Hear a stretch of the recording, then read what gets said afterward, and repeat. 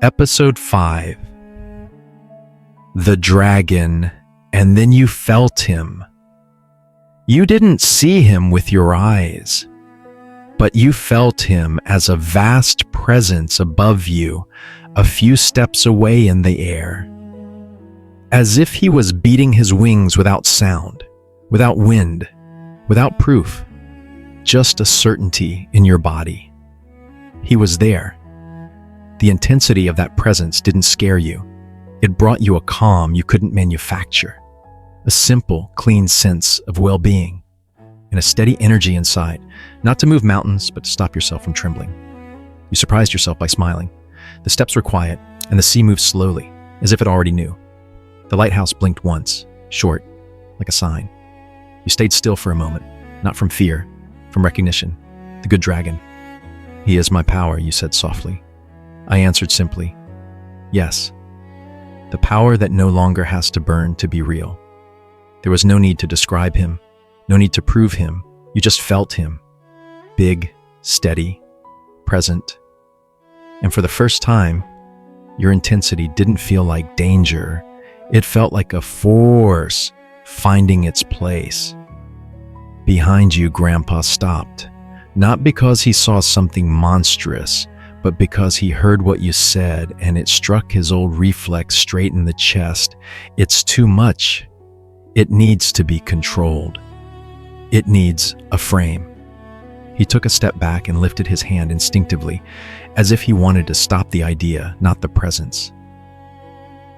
"Is it safe?" he asked, not even sure what he was asking. And his voice wasn't aggressive. It was uneasy. You turned your head toward him, not harsh, not provocative, calm, like someone who no longer asks permission to be what she is.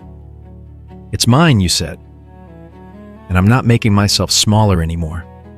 Grandpa went quiet. He looked at you, not at the sky. He watched your breathing, your shoulders, your face. He searched for the old sign: agitation, tension, explosion. He expected to see something slip out of control, but you were standing there, well, with a real calm, with a small smile that came on its own. And instead of chaos, there was steadiness. Instead of danger, there was presence. Then something small happened, but decisive. Grandpa lowered his hand, not as surrender, as change.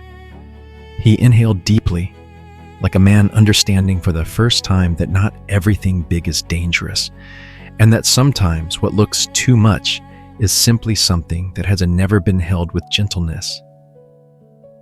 "Approved," he said, and in his voice there was something new: respect. You laughed softly. "Good." The dragon didn't come to the front. He didn't pull you. He didn't take your place. He stayed behind you, exactly where he belongs, not in front of you to scare, but behind you, so you're no longer alone when the storm comes. And you felt something simple and rare. Your shoulders dropped, your breathing deepened, not because something in you went out, but because you weren't alone in how much you feel.